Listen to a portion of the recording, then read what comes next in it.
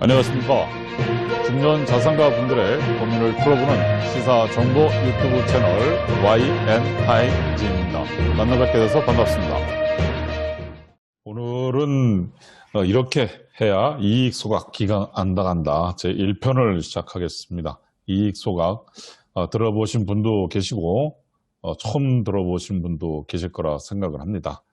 가장 핫한 이슈가 되는데 사실은 우리가 많이 놓치고 있었던 부분들에 대한 것들이라고 생각하시면 될 것 같습니다. 사실 두분 한 3년 정도 됐나요? 한 3, 4년 전부터 조용하게 그러나 임팩트 있게끔 사실은 우리 비상장 주식회사 대표님들 중에서 좀 잘 나가는 기업 대표님들을 중심으로 해서 진행했었던 부분들에 대한 것들이 있었던 이익 소각이라고 하는 게 사실 있었었죠. 그래서 오늘 이 동영상을 접하시는 우리 중년의 기업 CEO 대표들께서도 이익 소각 맞아. 우리 회사도 했는데 라고 하시는 분들도 계실 겁니다. 이거 잘 들어보시게 되게 되면 좀 체크해야 될 사항이 여러 가지가 있을 거예요.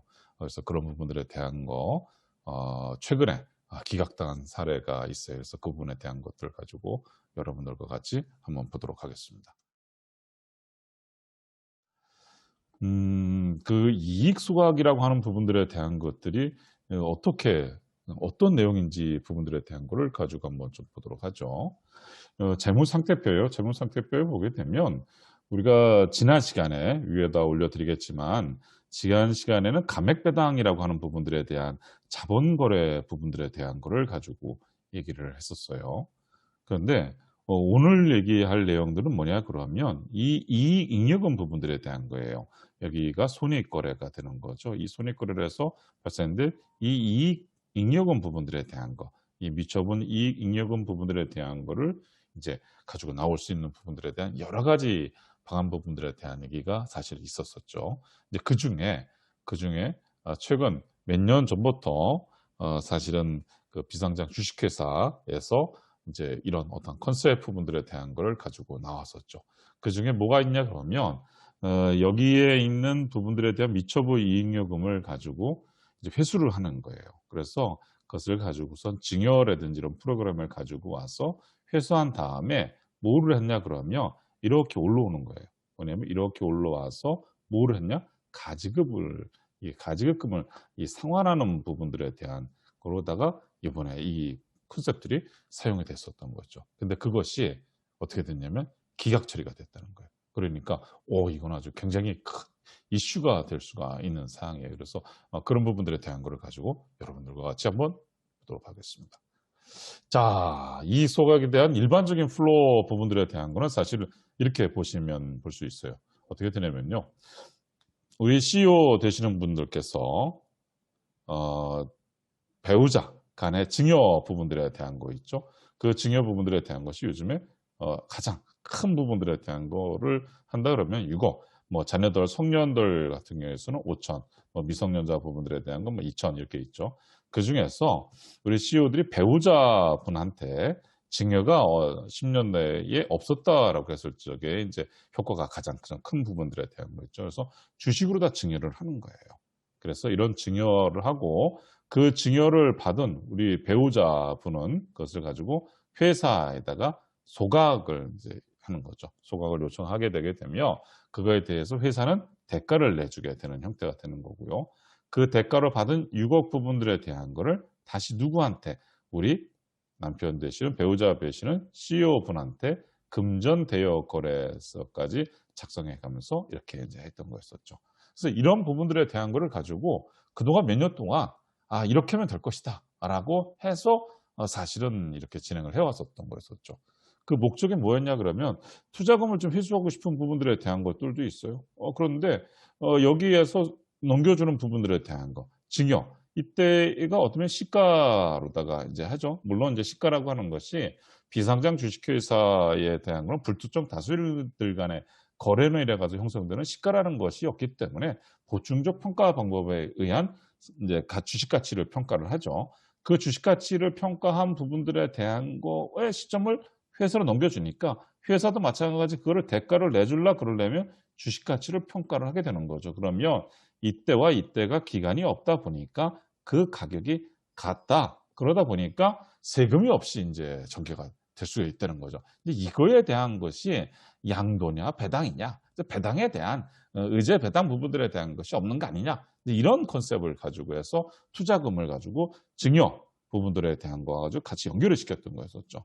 자녀들까지 활용을 하게 되게 되면 어떻게 되겠어요? 애들한테 부분들한테 뭐 자금 출처가 될 수도 있는 여러 가지가 있었죠. 또 하나는 뭐냐 그러면 이렇게 해가지고선 배우자 간에 서로 간에 이제 회사 돈에 대한 것을 찾아 씀으로써 회사의 그런 부분들을 개인화 시키면서 여유 자금을 확보할 수가 있었죠. 그리고 아까 말씀드린 것처럼 가지급금에 대한 거를 이제 상환하는 거, 뭐 이런 쪽에다가 활용했던 거였었죠.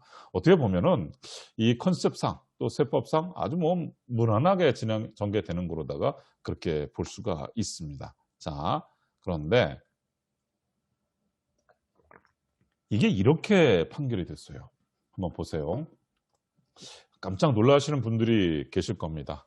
자, 2020년 9월 15일 날이에요. 그러니까 얼마 전이란 말이에요.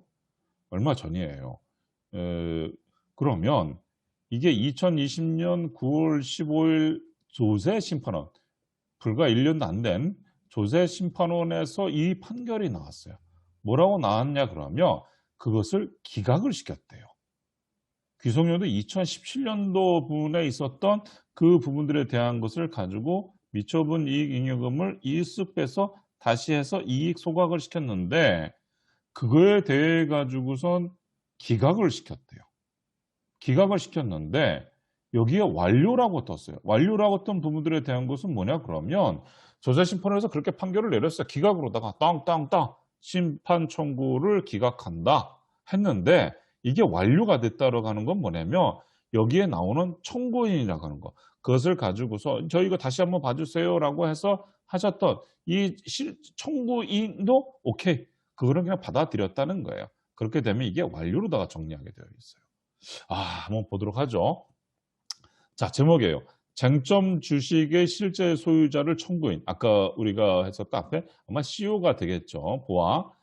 청구인과 쟁점 배당 소득을 우리가 배당으로다가 그 부분들에 대한 의제 배당으로 해가지고 서로 차익이 없으니까 이 부분들에 대한 거를 제로화된 거로 해서 우리가 그 부분들에 대한 거 주고받았던 거였었죠. 쟁점 배당 소득을 소득금액 합산의 종합소득세를 과세한 처분에 대해서 이 부당하다. 이 부분들에 대한 거를 가지고서 이제 청구인이 올렸네요. 조세심판원 부분들에 대한 거를 가지고. 그랬더니만 이 요지 부분들에 대한 건 이거예요. 배우자에 대한 쟁점 주식과 관련하여 청구인이 선택과 법적 형식은 조세회피 목적에서 비롯되었다고 본다며. 범위 타당하므로 쟁점 배당 소득을 청구인의 종합소득에 합산하여 청구인에게 종합소득을 과세한 이 건은 잘못이 없는 것으로 판단돼. 이야, 그러니까 말 그대로 의제 배당 소득세 부분들에 대한 것이 없다라고 생각을 하고 그렇게 해서 통통 치고 나갔는데 말 그대로 그것이 아니라 그것이 가지고 나간 게 종합소득으로다가 잡힌대요.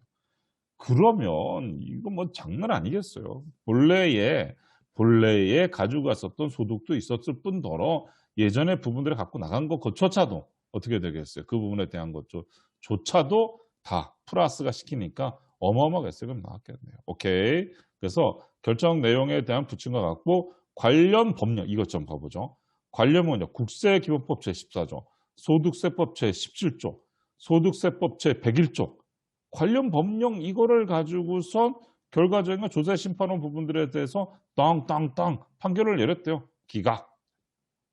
이야, 이거 정말 그렇다 그러면 이게 2020년이란 말이에요. 2020년에 내린 거예요. 오케이? 그리고 이게 규성연도가 얼마 17년도 거예요. 2017년도 거. 그러면 2017년도 것이 2020년도에 와서 판결이 됐어. 그러면 18년도 그다음에 19년도, 20년도 거를 가지고서 20년도 걸 아직 안 하셨던 분들 계시겠죠. 18년도 거, 19년도 거 가지고 하셨던 이때에 하셨던 이익 소각 하셨던 그 부분들에 대한 판결은 그러면 어떻게 되냐 이거죠. 아마 이 유튜브 영상을 보시면서 라고 하시는 분들이 상당히 많이 있으실 겁니다. 이 부분들에 대한 거를 가지고 우리가 좀 지켜봐야 될 것 같아요. 이 판결 중요 포인트를 가지고선 한번 보죠. 이게 금방 뭐 이게 처리될 사안이죠. 보죠. 관련 법령이에요. 우리가 앞에서 봤었던 거 있었죠. 국세기본법 제14조는 뭐냐면 십질 과세 원칙이에요. 누구한테 갔냐 이거죠. 누구한테 갔냐 이거죠. 그다음에 소득세법 제17조 배당 소득이라고 해가지고 하는 부분들에 대한 거를 가지고서 우리가 했었는데 배당 소득에 대한 것이 아니라 기본적으로 다 뭐냐면 소득세법 제101조 양도소득의 부당행위에 대한 거로다가 봤어요. 우와, 이거 굉장히 법적인 문제가 세법적인 문제가 굉장히 중요한 것 같아요. 오케이. 자, 그러면 101조 부분들을 봐봐요. 101조 양도소득의 부당행위예요. 납세지 관할 세무서장 또는 지방 국세청장은 양소득이 있는 거주자의 행위 또는 그 계산이 그 거주자의 특수관계인과의 거래로 인하여 그 소득에 대한 조세 부담을 부당하게 감소시키는 것으로 봐서 인정되는 경우 그 거주자의 행위 또는 계산과 관계없이 과세 기간에 소득 금액을 계산할 수 있다는 거예요. 우와. 그래서 아까 얘기했던 종합소득으로다가 했던 거예요. 그러니까 우리가 그 부분들에 대한 것을 의제 배당, 그러니까 차액이 없으니까 취득가액과 대가에 대한 차액이 없으니까 세금도 없을 거야. 괜찮아. 이렇게 해가지고 절세한다고 생각해가지고 촥 뽑아놨는데 결과적인 부분들에 대한 것은 관련 법령이 이렇게 나와가지고 이 부분들에 대한 거를 가지고 해석을 해서 국가는 어떻게 되냐면 기각을 처리시켰단 말이에요. 또 하나가 뭐였냐 그러면 판결 내용들을 자세하게 다 해가지고 읽다 보니까 이런 게 나와요. 상법상의 절차 얘기도 나와요. 그러면 상법상 절차, 주권 발행, 주식, 주주총회, 이익 소각 등 아주 너무 많은 부분들에 대한 것들이 있어요. 자, 그렇다 그러면 요 부분들, 요 두 가지 부분들에 대한 거하고 판결 내용 부분들에 대한 거를 가지고선 여러분들께서 이제 20년도 거, 19년도 거 이런 부분들에 대한 미처분 이익 잉여금을 이익 소각으로다가 가지고 나가면 되지 않겠냐라고 검토하고 계신 분들이 계시다 그러면 잠시 요 부분들에 대한 영상을 계속해서 준비해서 올려드릴 테니까 그거를 보시고선 이익 소각 부분들에 대한 거를 하시는 게 좋을 것 같습니다. 자, 오늘은 여기까지. 구독, 좋아요, 알림 설정 그리고 많은 대표님들과 같이 공유를 부탁드리고요. 다음 시간에는 여기에 따른 관련 법령, 그 다음에 상법상의 절차 이런 부분들에 대한 세부적인 내용들을 가지고 다시 준비해서 찾아뵙도록 그렇게 하겠습니다. 다음 시간에 뵙도록 하겠습니다. 고맙습니다.